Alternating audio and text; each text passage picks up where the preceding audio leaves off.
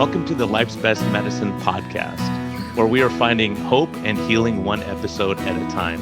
No appointment needed, no rubber gloves, and no coping. Just a healthy dose of life lessons to help equip you for this wild journey we call life.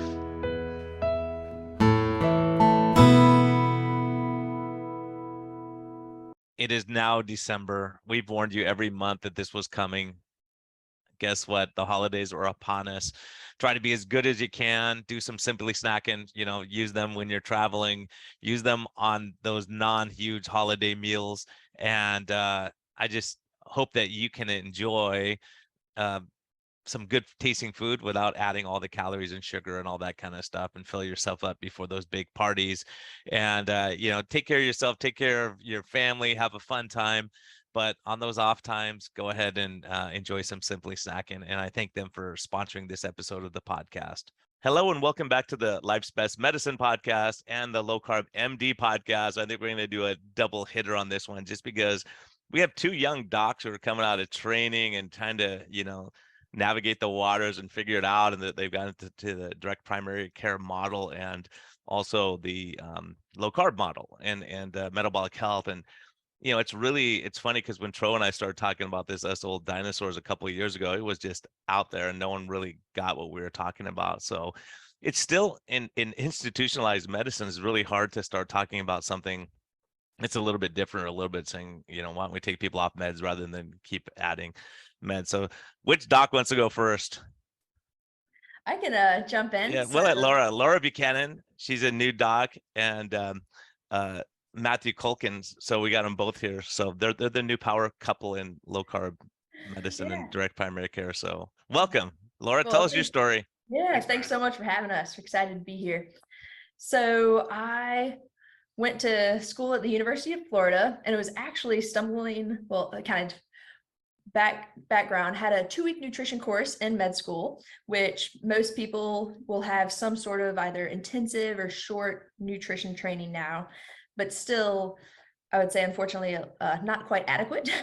And so after finishing that nutrition course, it was just very underwhelming. It was kind of the status quo, dietary guidelines, and then specific vitamin deficiencies. But it wasn't actually how could you apply nutrition advice or help patients. There's nothing about deprescribing or the power of nutrition. And so I started doing more research on my own. I came across the Low Carb MD podcast, and then started reading Nina Teichel's Big Fat Surprise, Gary Taub's work, Jason Fung, and it was just this entirely new world kind of opened up. And so really from there, in residency with that background, I, from day one, started practicing low carb. And it was just, other people say this too, but once you see the results, you can't go back. It's being able to take people off of insulin and seeing A1Cs go from 10, 15 down to normal ranges is incredible. No medication can do that, or at least not with causing lots of complications. Yeah, that's a hard thing. And a lot of people, once they see it, they say, okay, but on the surface, it's so people can't imagine that diet can make that much of a difference in lifestyle. I really look at lifestyle, sleep, stress, hating the world, working too much like us young doctors do, or you young doctors, us old doctors do. And so Matt, was your story kind of similar?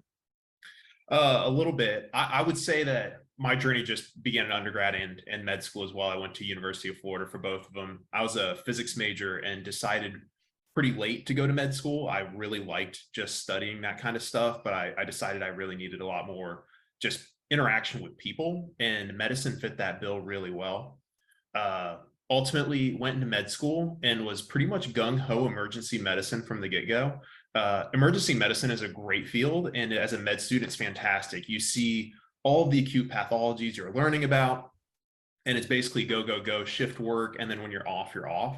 It's basically tailor-made to, like, every med student should really like it because it's like medicine distilled. And we started listening to third year in med school, like right when we were applying, couples matching. Laura was going into family, I was going into EM, and we got into the Low Carb MD podcast, which I was like, oh, you can actually not prescribe medicines, or you could deprescribe medicines. That's not really taught that well in med school, especially all of the the cool physiology that happens with nutrition as well. It reminded me a lot of actually what I really liked about my undergrad degree as well. So I also went through with EM, and first month was really good, and then like got up to around month 3, and I was like, I don't know if this is going to be really fulfilling long term. And EM is a great field. I know many people go into it and are totally fulfilled, but I really wanted more of that patient contact. And I was basically shown the light of not prescribing medicines, helping people live healthier lives through like the Low Carb MD podcast. And it was enough of a push to have me go through with switching out of that residency and transitioning into family medicine for more primary care. And I've never been happier. It was 100% the right decision. It's rare to do. About 20%, I looked all this information up when I was doing the switch. 20% of surgeons switch out of surgery into another field, generally EM or anesthesia, but really it's rare for other residencies to switch out of other residencies. But if there's any medical students listening or anybody in residency that doesn't like what they're doing, it was 100% worth the effort. It was the toughest decision I've ever made. And there were some really hard days, but I love what I'm doing now. The future couldn't be brighter. And basically Laura and I are on the same page and wanting to help patients with lifestyle medicine, low carb, and get them off of medicines, which is the most fulfilling thing to me in medicine. Yeah, that's a huge deal. I talk to people all the time going into medicine. They're going to a certain area and they just don't like it. ER, it takes a special breed. Mark Hernandez, a good friend of mine, we did a podcast with him on Life's Best Medicine, but he talks about it. It's a grind and you can lose your compassion. You're just dealing with, a lot of times people are drunk and you're fighting with them and you can't, and it's really a hard, but the good news is for them, a lot of times they're on one shift, off for 2 shifts, they're off for, 3 days. So lifestyle wise, it's nice because as you will soon find out that, when you have 24/7 practice, you can't just say, let the next person take over, it's someone else's problem. The ER, you can say, okay, this person's a jerk. I don't have to deal with them after this hour or whatever, Exactly. but the thing with family medicine and internal medicine is you have a long-term relationship with that patient, over time, and grandkids, and you get to know them, and, who's more challenging, who's less challenging, and all that kind of stuff. Mm-hmm. Even in residency, we take care. I have a couple of patients on my about 450 patient panel who are kids and parents, and it's amazing. I'll say even for the EM residency, I was working a lot less hours, but it's really when you're working, are those hours fulfilling as well? And like I said, for a lot of people in EM, like obviously people make a lot of the right decisions. For me, it wasn't, and I was able to recognize that quickly and be supported. And this is a lot more aligned with just how I want to practice medicine long term. Yeah, I think Oh, go ahead. Yeah, one of our frustrations, or just so like in the ER or on the inpatient service, you're admitting patients who have diabetic foot ulcers or are coming in to get amputations or coming in with complications from their kidney disease and on dialysis, and all of these like really terrible complications from chronic diseases that we could help prevent in the outpatient world. Like we got 5-10 years prior was our chance and opportunity to help prevent those complications from occurring. But on the inpatient ER side, you're just dealing with those as they come in. Mm-hmm. You're so far downstream of the original problem that it's if you really understand what could have like prevented it in the first place, it gets frustrating. Yeah, it's kind of like planes going out to war and they're all shot up and you're trying to patch them up and get them back out as quickly as you can again. It's really a challenge because the ER, it's hard to really, you don't have time to educate. Mm-hmm. I mean, I think in medicine in general, that's what's happened with the system is we don't have time to educate, because I see a lot of patients who are in a big system here, HMO system, and no one's ever talked to them about stress, sleep, nutrition, and all these other things that can help them because you only have 6 or 8 minutes with a patient. Forget it. You can't spend time. No, if it's not built into an algorithm like stop bang for sleep apnea, that's basically the only chance you get to talk to somebody about their sleep is if it's really pathological sleep and we can treat it with like a CPAP machine. It is tough. It's frustrating to be in that 15-minute style medicine.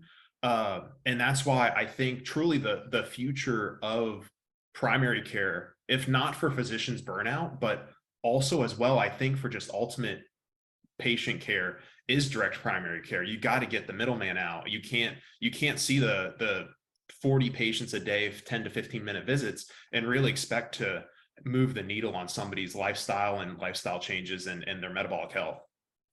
Yeah, that's the problem is you're in such a hurry. And the great thing about direct primary care, like what Tro's doing and what we're doing is, we can, if you want to just talk about nutrition, we can, you two can have a Zoom session with 50 people and talk about the same thing instead of saying the same thing 50 times. Because at my old office, my medical assistant would laugh and go, "You say the same thing all day. How do you not go crazy?" And it's like, well, I'm really trying to help this person because I know we can prevent the diabetes or reverse it. So it's worth my time to work through lunch to do that.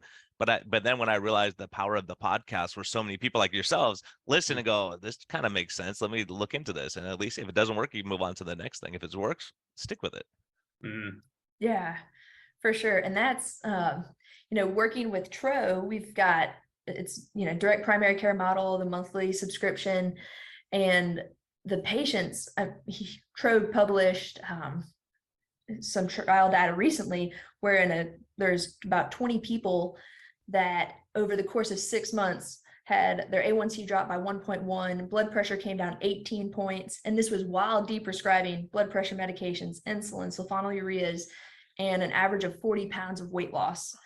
And that is because there's more time to explain the underlying pathophysiology, the food addiction that plays such a role in, metabolic disease. But you just can't do that in 15 minutes. Yeah, it was funny. I was just out of town in Arizona visiting actually some of my patients that live there. And it was funny. They were telling their story to an ER doc, or he's an ICU and ER doc. And he's like intrigued by it because my first patient had diabetes and she was pre-diabetic, and they're metabolic. They're showing him their labs are all excited, And so it's kind of cool to see that where you start realizing the cost involved. Like when we look at our healthcare system, it's because we have so many sick patients, and not enough doctors. And so when you're trying to shuffle so many people through the system, but you never fix the underlying physiology, it's always going to be a disaster. Exactly. Yeah. If there's not a screen for it, or if you can't get an easy lab test, it's kind of reflexive medicine where you get the A1C. Oh, if the A1C is above 10, you're going to start like long acting insulin that day. And that's, you basically move on to the next patient. You do almost the same thing. I know you talked about this on one of your prior podcasts, but one of my favorite articles from this year was the fact that primary care doctors would need 26 hours in a day to do all of the guideline given care. And it seems like every organization now has some thing that you need to do for almost every patient that comes in through your door to basically, what from their term, optimize their care and screen for something that is their kind of like their thing they want you to screen for.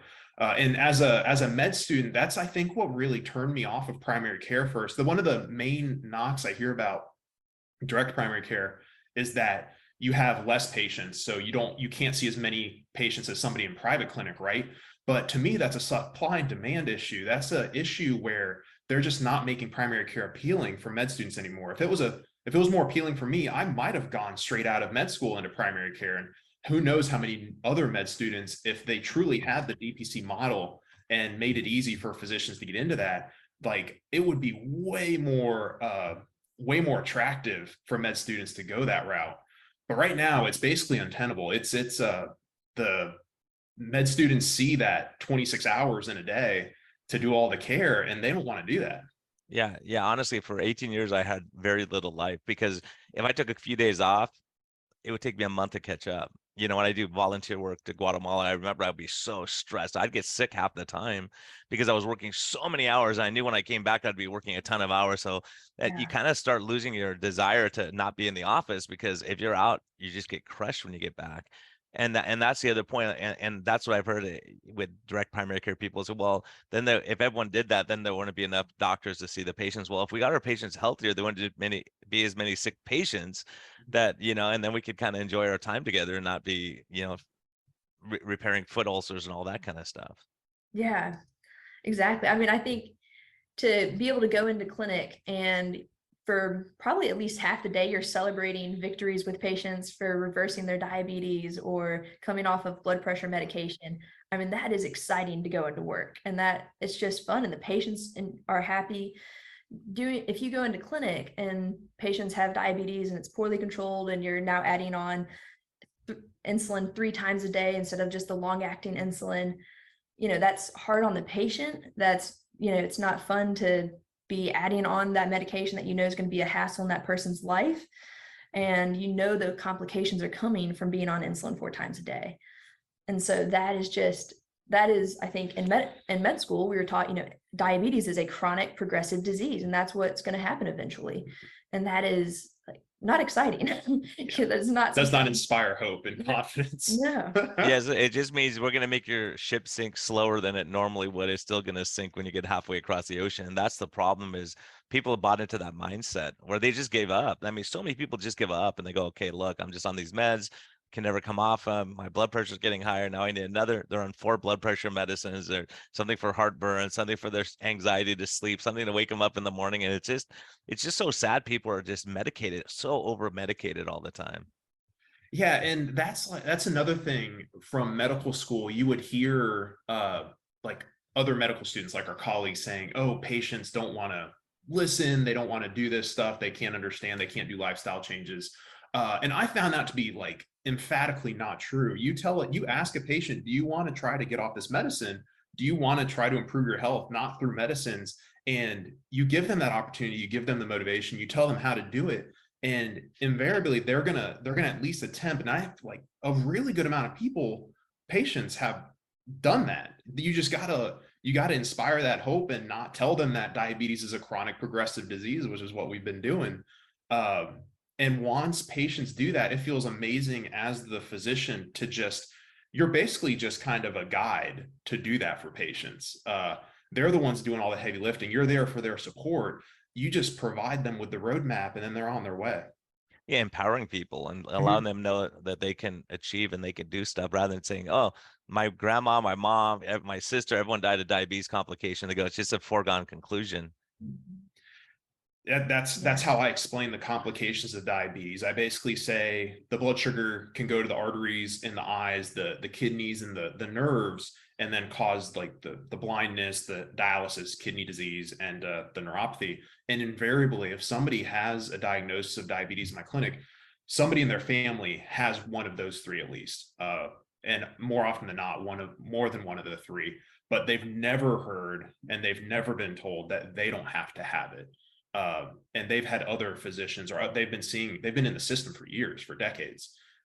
It's fulfilling to do that as the physician, but it's also kind of frustrating that it's been that way for so long. I think the current medical system, unfortunately, only really makes sense in a really pessimistic kind of viewpoint. Like I can't think of a single optimistic kind of, "Oh yeah, we're doing this for the betterment of the patient." Like the 15-minute visits are not really for the betterment of the patient. And all of these changes with even for insurance, like CMS, the Center for Medicare and Medicaid Services, they cut reimbursement by, I think, like 3% this year in a year with like record inflation. It just doesn't make any sense. It's a disaster. And then these doctors are going to have to see more. And that's what I saw in my career. I was like, I'm seeing more and more patients to make less money. It's like, this doesn't make sense. This is not good.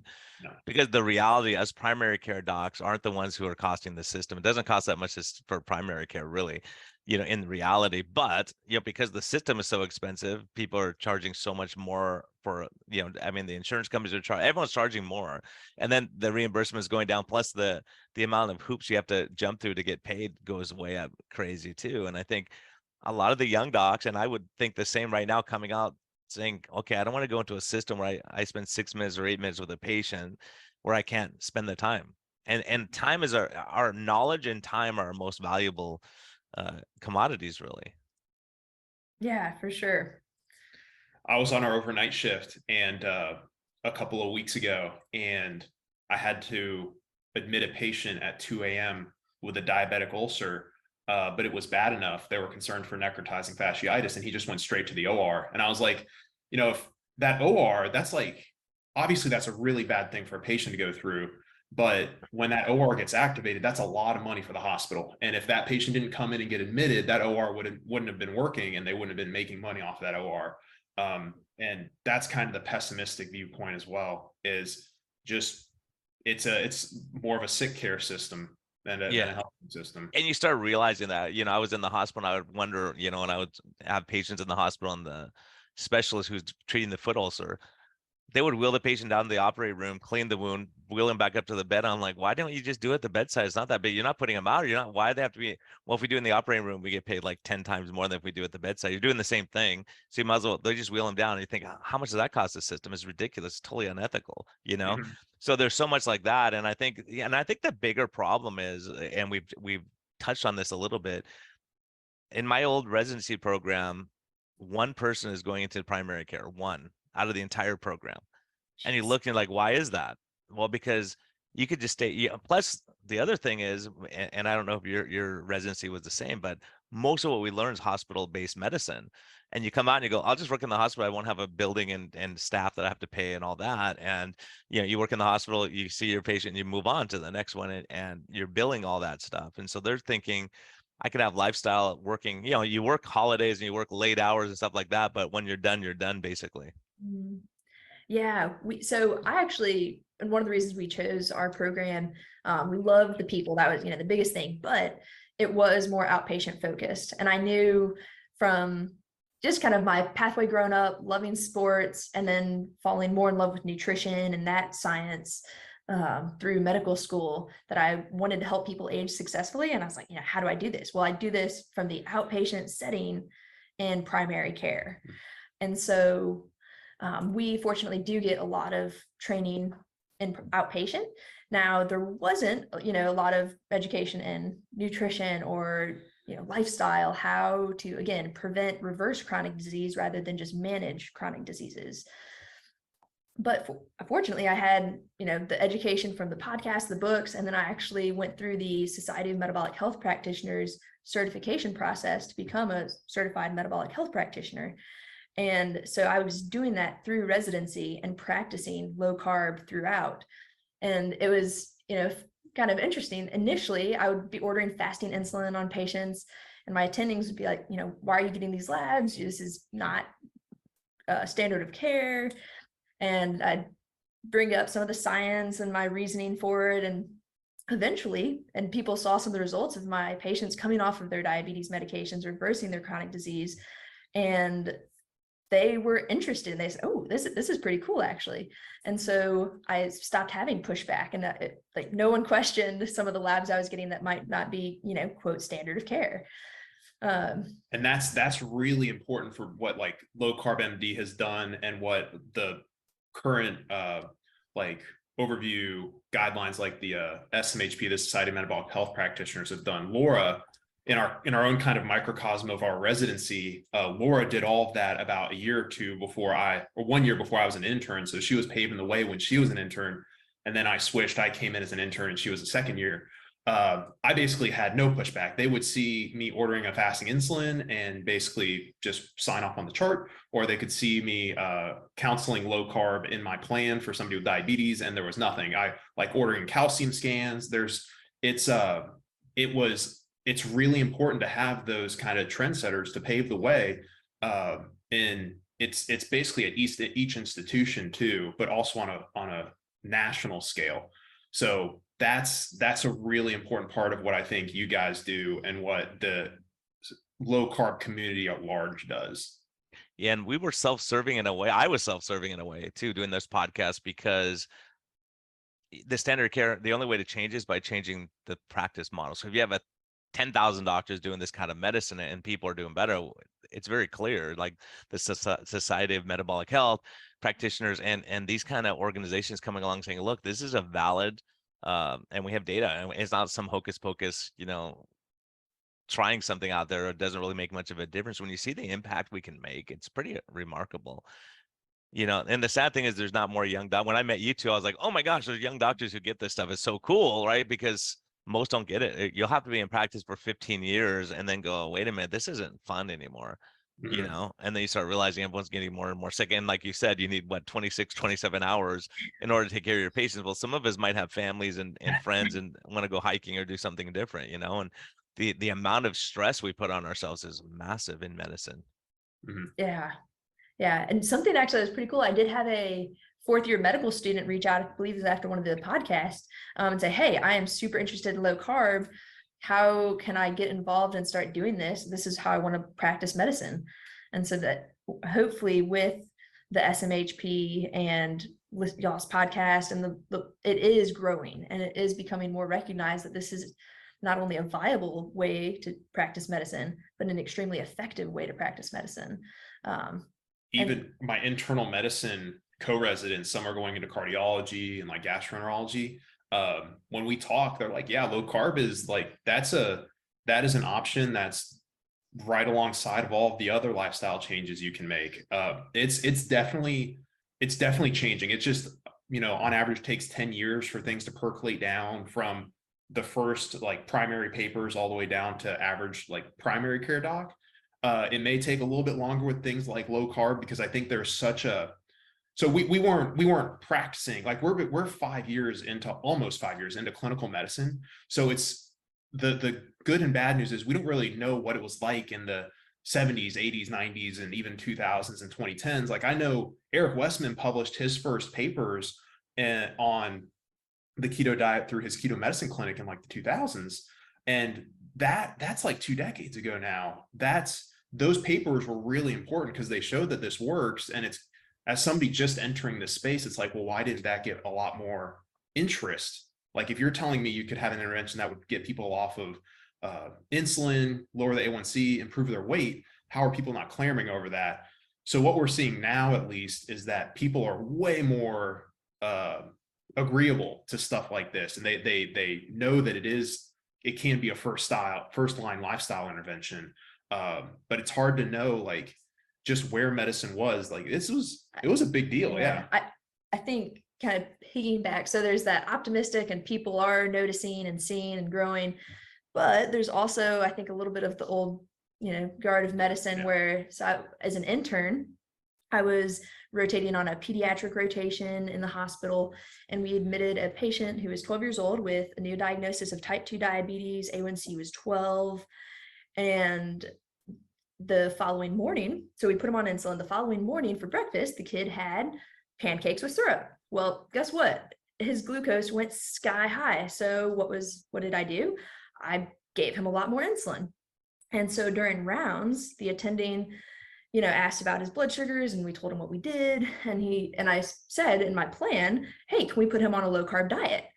And the attending looked at me and said, are you trying to give him a heart attack? And I was like, well, no. 12-year-old kid, right? Yeah. It's like, no, I'm trying to get his sugars out of the 300 range. And he's like, what are you going to feed him then? I said, well, if you don't want to feed him fat, then we can feed him just protein and that'll help too. He's like, so you're trying to give him kidney failure and put him on dialysis. And I was like, well, no, again, trying to improve blood sugar. And I asked him, I was like, can you show me the studies that you're citing that say if we put him on a low carb diet, that's actually going to happen? And he had nothing. Like we went back and forth, and it was very quiet and awkward silence in the workroom with the other residents around. And we went back and forth very respectfully, but, you know, trying to push for data, and he had nothing to cite back. And so what did we end up doing? We let him eat his pancakes and syrup, and we just put him on tons and tons of insulin. Yeah, it's so frustrating because that kid, the number one cause of kidney failure is going to be poorly controlled diabetes. Yeah. That's the disaster, and high insulin, you know, taking huge amounts of insulin. And that's why when you question the paradigm, it's really a trouble. Like for me, for years, I never even considered that. Jason Fung came along and goes, well, Brian, have you considered that these people have huge amounts of insulin, but it's just not effective anymore? You know, so their insulin, that's why when we're checking an insulin level on people, you know, people just don't, it's so foreign to them because they were never taught that. But once someone checks an insulin a couple of times, they get it and they say, oh, okay, high insulin is going to be a big problem down the road if we don't fix that problem. And that's when I started looking at that myself. You know, the guys who were running the HMOs were calling me saying, why are you ordering insulin levels? They're like, that's a waste of money. It's like, okay, let me explain to you why. You know, and it's really an interesting time when you start seeing that people start grasping it and understanding, and saying, well, maybe I don't just throw on a huge dose of insulin, let them eat pancakes and orange juice. Well, it's the logic, it just doesn't make any sense at all. And then you're getting low sugars, like, oh, their sugars are low, here, give them sugar in their veins. And, it's just incredible what they're doing to people in the hospital. Yeah. Yeah. My least favorite phrase in medicine is, how does that change management? And insulin is like the poster child for that, because if you don't practice this style of medicine, well, are you gonna give them, what medicine are you gonna start? That's basically what people's questions are when you order something they don't know about, like what medicine are you gonna give if the insulin is high? And I say, no, you use it to counsel patients, and patients are really receptive to that. And CGMs are the other thing. Although I think now all of the CGM doubters have been kind of silenced, because now we have so much great data. Even a recent publication from the ADA, where they just literally gave patients this graph, and it had 4 quadrants on it, and what to do with food based on what it does to your blood sugar. And they just improved their A1C by a full point with a CGM in that simple 4-quadrant graph. And we have Cucuzzella's paper, and we have Tro's paper. It still hasn't percolated throughout the entirety of medicine yet, but I've used it enough, and Laura's used it enough in our clinics, that nobody even really bats an eye at CGMs anymore either, or fasting insulin. Yeah, because it puts the power in the patient's hand. They can look and say, oh, whenever I eat this, my sugars go high. Every day in clinic, that's what I'm doing. I'm saying, oh, look, what'd you have? Oh, this is keto. Look, it's not keto. Look at your sugars. So there's things where they can educate themselves, change their diet, and you don't have to have it long term necessarily, but just for educating yourself to know what happens when you take glipizide, what happens to your sugars when you're tanking your sugars to having a panic attack. I've seen that so many times. So there's so many things like that when people are just mismanaged for so many years.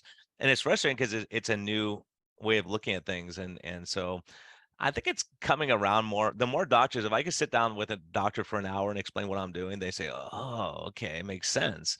But on the surface, it's just shoot them with more insulin. That will make their sugars go down. That's the mindset, is like, we're very good at adding a drug and adding a drug and adding a drug, rather than saying, okay, what do we do when all the storage units are full? You just keep shoving more insulin on that person, they're in trouble with you. There's nowhere else to store the sugar, Yeah. It's just amazing stuff. But I think the bigger problem is, really, when we look at it, our healthcare systems and on life support, literally. And the young doctor, like, you know what, I'm just gonna do, I'll be a dermatologist, I'll do other things where I can have lifestyle and not be stressed and tense. And the other bigger issue for me, at least this was a huge issue for me, was coming out of residency with $500,000 in medical school loans.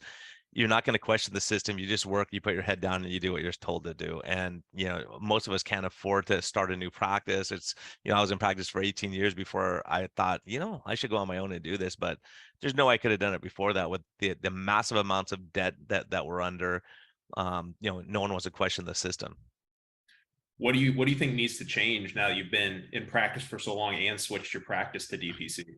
Yeah, I think about that a lot. I think like, for instance, an old doc like me, if you start a DPC practice, you have a young doc come in and you go, okay, so you don't have this huge overhead. You say, let's do like some deal where for the next 10 years, I get 5 or 10% of the business, whatever it works out to work for both parties. But then you're not having to buy all the EKG machines and do all this. It's stressful to start your own practice. I mean, for me, it was stressful to do that, because you don't want to put a bunch of cash flow out, and you're not going to make that money for a while till you build. But the beautiful thing about direct primary care is, if you're doing a good job, I'll put it that way, your practice grows. I don't advertise, other than the podcast, maybe, like people will hear about in the podcast or Twitter, what I'm saying on Twitter, but it grows because when people are happy with their doctor, they're going to tell all their neighbors and friends. And so it's not a problem. You just have to get in the door and be willing to take care of the patient. Like people like you, patients are going to love you because you have a vested interest in their health, because the healthier they are, the less you have to deal with them.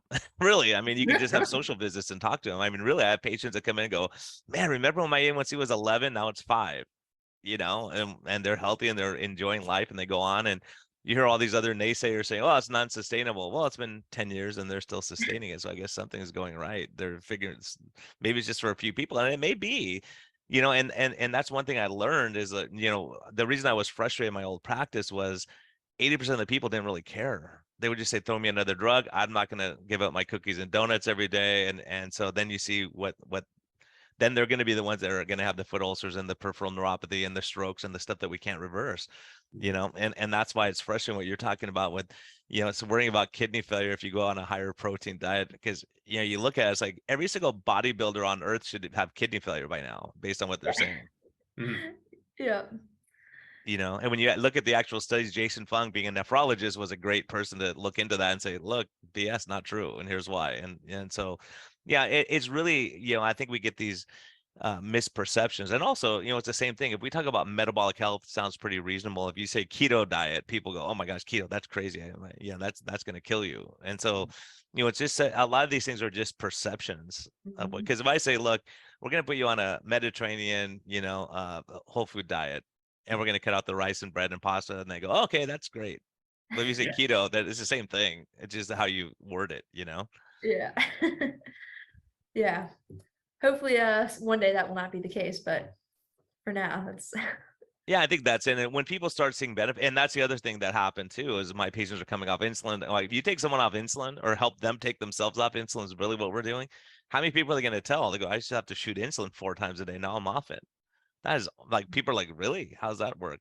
I'm only on insulin twice a day. Maybe I can come off it too. And when you give that hope, like the Unwinds do, and all these people that we look up to, they provided hope, and they said, let's give you a path forward and figure it out together. Yeah. And the possible savings just to the entire healthcare system, it would be, it's overall great, but I bet that amount of savings scares people who are invested in keeping the status quo, or even making the status quo worse. We have great drugs for people who have already had like heart attacks, and the SGLT2s are getting more and more indications, which is great. And they do, if somebody is sick, they save lives. But there's just this huge inertia to continue to look for new medications, and even for primary indications, right? They want everybody to be on a medication in the world for, I don't know, heart disease or something like that. And, I think we're going back to the stat, like even statins should be in the drinking water, right? But I think what people don't understand is we now have like shared patient physician decision making. Like, we used to be really paternalistic in medicine.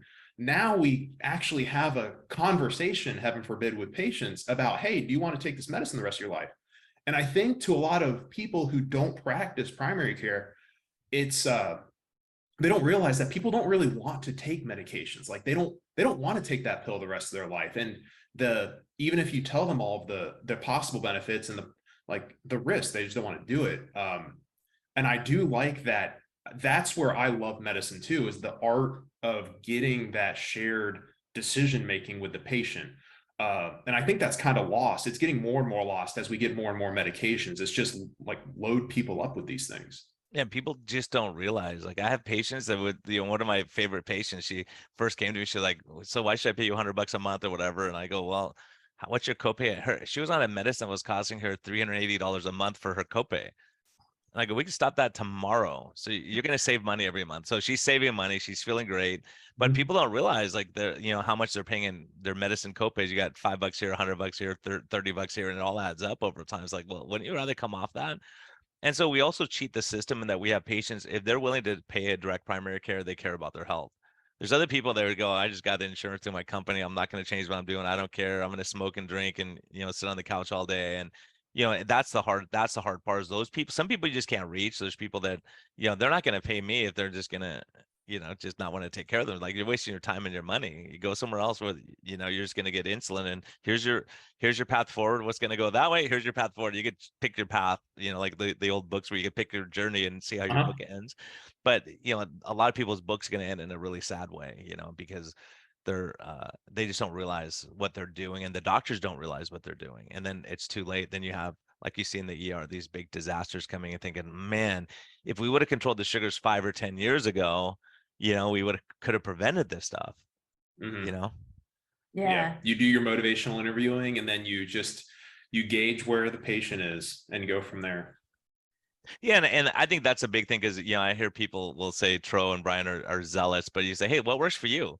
if you want to have pizza once a week, and once a week get rid of the wine every day, or why don't we change this? Have, you know, little things. And then when people feel better, all of a sudden they get, and the other big thing we haven't really even touched on is, you know, what Chris Palmer is doing with depression, anxiety, and stress, and all these things with a low carb ketogenic diet. And you start realizing, one of the biggest things, I mean, people don't realize this. The number one comorbidity death during COVID was metabolic disease, you know, diabetes, obesity, morbid obesity. Then number two after that was depression, anxiety, right? And so those are big, huge deals that we need to fix. Who wants to go through life miserable? Like, you know, when people are happier and enjoy Yeah. life, it's like being a continual residency mode.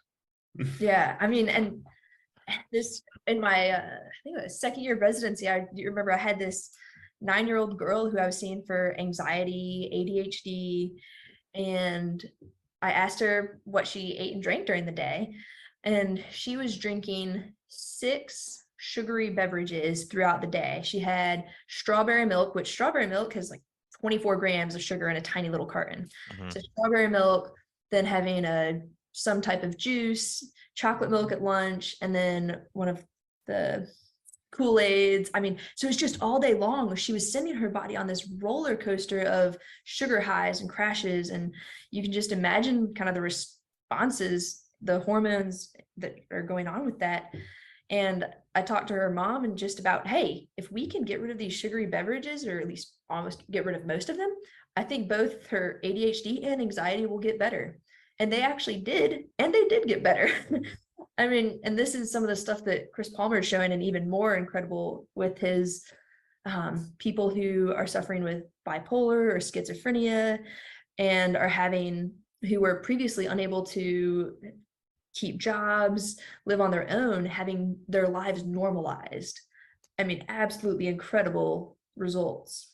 Yeah, and Yeah. that's the thing is a lot of times people won't even realize what we prevented. Like there's so much stuff we prevent, we just don't know, you know, because if they went down that path, if you don't educate them and help them and, you know, get them off that word, you know, all these things that we talk about, sleep apnea, kidney failure, all these things that are down the road, you know, metabolic disease, Parkinson's, dementia, you know. And so if we don't look at those things before it's too late, the problem is sometimes it's too late. Like that's why you're getting younger, healthier patients that we can keep that way, preventing the disease rather than waiting to, like when they ask about, you know, if I see someone's insulin's 48 or something crazy like that, even though their A1C is normal, we're going to have a discussion about that. Like we got to make you more insulin sensitive, whether it be, you know, metformin or berberine or, you know, some natural supplements, getting more sleep, watching your stress, putting on muscle, whatever those things are. And then, it's going to fine tune for that patient in front of us, where we could really make an impact. You know, some people, it's not their diet, it's not the problem, is that they never exercise. Maybe we just fix that part of the equation, you know? And so it's really a cool thing. So I'm excited for you both going into this kind of medicine and having the passion that you do, because you'll save so many lives and prevent disease, you know, instead of being the best at repairing the engine. I mean, you know, when you blow up your engine, replacing the engine, you say, okay, let's prevent you from blowing up the engine in the first place. Yeah. Let's just change the oil like every 4 months and we'll keep it running. Yeah. Hey, so what was it like going through, so where you're at now in life, what was the most challenging thing for you? Like residency, like the hours of not sleeping, or what was like when you look back, oh, wow, that was pretty tough. Oh man. I probably during the cardiac ICU months. So those are probably some of the sickest people in the hospital. You're working a 16-hour shift that turns sometimes into a 17 or 18-hour shift every third day, basically. And, you know, I was taking care of 9 patients who, quite frankly, I did not feel capable of taking care of. The cardiac ICU patients, they're on types of Impalas or pumps that are just, I mean, you don't learn about them in medical school. You barely learn about them in residency. And so these people who are really teetering on life and death, and you're trying to take care of them, and you're just, and because unfortunately so many of them are sick, you do see a lot of death. And so that was really a tough time during residency. Yeah, I remember that. Those were hard times for sure. Yeah. How about you, Matt? I would say just probably the switch out of EM, which is thankfully not a lot of residents get to experience that. But you know, you're in the trenches, and it was the end of that year. We started residency in 2019. So the end of that year, COVID was starting to hit too, and they were just getting into the EDs a little bit. And you're in the trenches with your with your like fellow co-residents, and you get some camaraderie there. And then it's really hard to just like say, oh, I'm switching residencies, because unfortunately the residency system in the US, I don't think people realize this, like you're salaried, and they'll make you work however much they need to make you work. Like they just really need warm bodies to fill the units and whatnot. So when I left, they were down a resident for the next 2 years, and people had to pick up that slack. They didn't hire somebody else, or it's so you have to live with the fact that you made life a little bit harder on people you really care about, people who like went to bat for you and you went to bat for them. But at the end of the day, you know, people just kept reiterating, you know, they were okay with, and they were happy that I made that decision and happy that I realized it and whatnot. So it was something I had to get over my own feelings and facts, and feel better about. Otherwise, just in residency in general, also the CCU, just really sick people going into like really bad arrhythmias overnight, and you're feeling pretty helpless. And it's not really what either of us wanted to do. And we wanted to, again, intervene like two decades before they were ever even going to be in the ICU. So it feels bad when you're that far downstream again. Yeah, it's helpless because you can't reverse the ship. You go, oh, the damage is done. I mean, some of these things you're just trying to manage and prolong life maybe, and you're not really, you know, making a difference. And I would say, look, if you're a young resident medical student and you don't love people and you don't love, you know, engaging, I would find something else to do. Get out, because you're not going to do anyone else's service. You're taking a spot from someone who would really want to do that. And there's no shame in that. I think part of it's saying, is this really what I want to do? Because, you know, as I just have a paper sitting here, I think it was something like 68 or 78% of doctors are totally burned out. You know, that's a disaster. And they're trying to take care of patients, and they're going home and they're drinking and they're fighting with their spouse. And, you know, they're, you know, the effects of stress. And that's a huge deal, you know, in medicine. You know, not being able to be sick or not be able to, you know, admit that you're stressed out because it's part of the training. I think there was another stat. I think it was 5 or 10. It was a low, I think it was a single digit number, but 1 out of, let's just say 10 physicians are planning on leaving the field in like the next 5 years. And it's not hard to see why. And I completely agree. I do leave clinic, even in residency clinic, most of the time with more energy, like feeling fulfilled than when I went in. But even then, there's a lot of other stressors in the job, beyond if just talking with patients every day. So the in-basket and the prior authorizations, which are getting worse and worse. One of my attendings recently actually had to do a prior authorization for a stress test. Somebody was getting, you know, a little bit short of breath when they were like walking around doing stuff. And they just wanted to make sure that there wasn't any like inducible ischemia or like having an inducible heart attack. And the insurance company needed a call. And essentially the insurance company really just asked for information that was on the chart, like what the symptoms were. Do they have a prior heart cath? Do they have a prior heart attack? And it's obvious this was all primary. Like there wasn't a history of anything. What they ended up doing essentially was basically outsourcing all of their work to the attending and making them stay on the phone for 45 minutes and, you know, make about $200 an hour seeing patients or something like that. And yet he did that for free because the insurance companies mandated it. And that's crazy. This was in the middle of a workday too. This is at like 11 a.m. on a Monday. It's wild to me that there's all of these burdens that very few other fields would ever put up with that. It's just crazy to me. Yeah, it's really something, you know, the amount of time where I just had an experience with prior auth on a medication that this 86-year-old war veteran has been on for the last 5 years, that they mandated he be on it. And it took me 2 hours to get this medicine approved. I'm like, this is insane. This is why I want to take people off medicines. So I don't have to deal with you people. But it's just crazy because they say, well, we're changing our formulary. I'm like, he's 86 years old. He's been fine on this drug forever. Do you really want to change his medicine midstream when he's finally got his diabetes under control? And he's, you know, so, you know, it's those kind of things. And people don't realize that we don't get paid for all the callbacks we do. You know, I would spend 3 or 4 hours a day just callbacks. I don't get paid for that. You know, you get paid for it in your salary and, you know, things like that. But it's just the frustration, because I always, like, when I was in the room with the door closed with my patient, love medicine.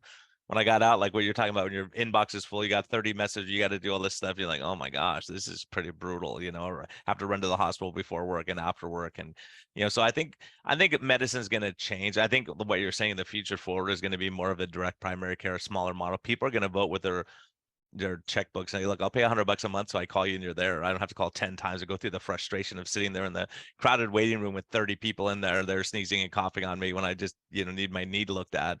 So there's so many things where I think that doing smaller practices like what you're going to do is you have 1 or 2, 3 docs in there and that's it. You don't have 40 doctors in the same building to save overhead. I think that's just the way it has to go, in order to provide good care. And so the same people who will criticize that are the ones we see 25 patients a day. What kind of quality of care are you providing doing that? You're seeing more patients, sure, but you're not providing quality care. I think the average metabolic health worsening in this country is a pretty big indictment that it's not working.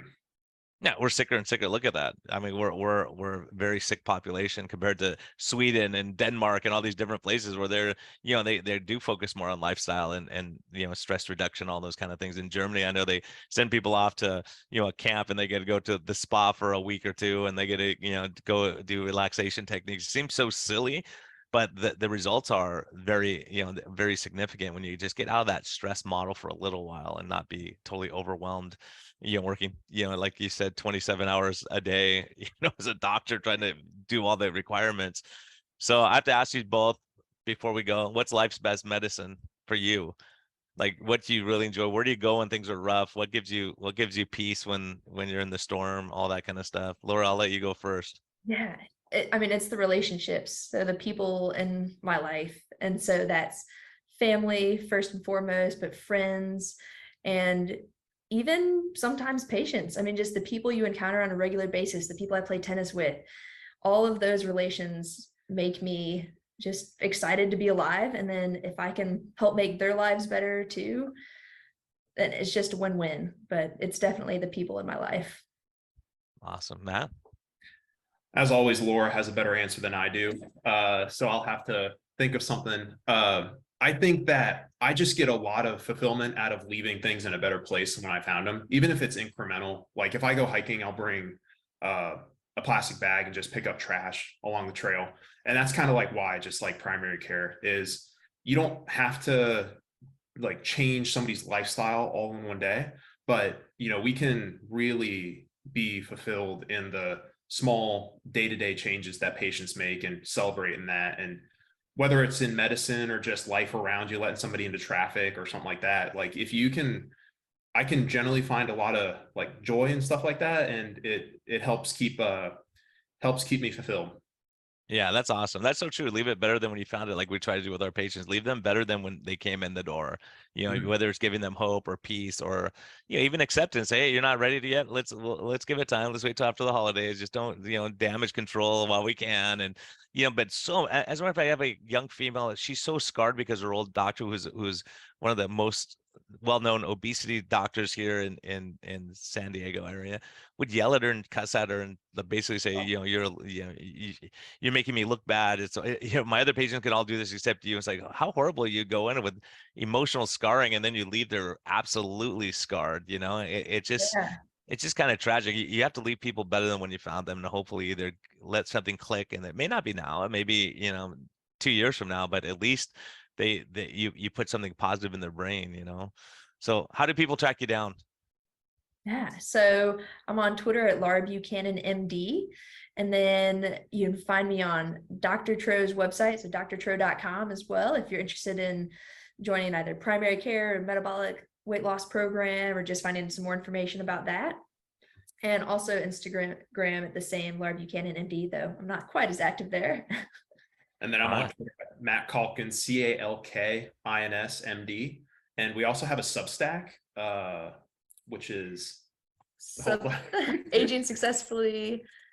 Agingsuccessfully.substack.com. Exactly. And we make some posts about lifestyle medicine. I made a recent post about VO2 maximum and why that's important for like your long-term health and whatnot. Yeah. And, very cool. I'll have to check that one out. Yeah. Yeah. So yeah, all different random topics about aging successfully and metabolic health. All right. Hey, you got 2 young docs here who get this stuff. So if you're looking for a new primary, these may be the ones for you in the next year or two when they get up and running and get everything going. And just I hope if you're a med student or resident doctor out there, there's a lot of old docs like me out there that are listening going, man, I wish I could do something like that. You can. It's just making it happen and taking the steps and reaching out to people and trying to figure out your path forward. And so I'm hoping a lot more young docs go into direct primary care so we can have good people all over, because people always ask me, hey, do you know anyone in Georgia? Do you know anyone in Texas? Do you know anyone here? And so it would be really nice to say, oh, there's some great people in that area that you can reach out to that will help you. Because I have people flying out from Iowa, Nevada, Georgia, and it's crazy that they have to do that. Yeah. But it's pretty awesome too. It's such an honor. And so everyone, be kind to yourself, be kind to others, and please, take care of yourself, take care of your family, friends. Stressful time of the year right now with the holidays and everything upon us. So, just stay focused on what really matters. And like Laura was saying, relationship, that's really what it comes down to, so thank you for listening. Have a great day. Awesome. Thank you too for joining me. Greatly appreciate it. Yeah. Thanks, Brian. Our pleasure.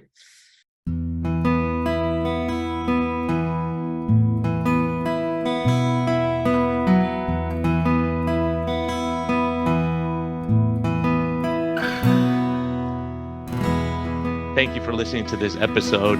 We greatly appreciate your support. We would greatly appreciate a positive thumbs up on all of the platforms like iTunes and Spotify or wherever you're listening. And we just thank you for our Patreon supporters. We greatly appreciate your help in getting this message out. We think there's a lot of important information. And hopefully this helps you. Have a great day, and thank you for listening, and thank you for your support.